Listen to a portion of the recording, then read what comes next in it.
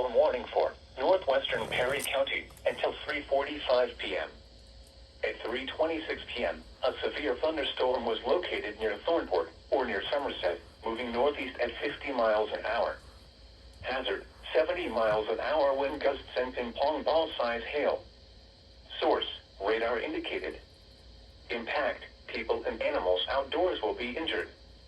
Expect hail damage to roofs, siding, windows, and vehicles. Expect considerable tree damage.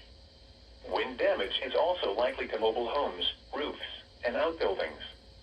Locations impacted include Somerset, Thornville, and Glenford.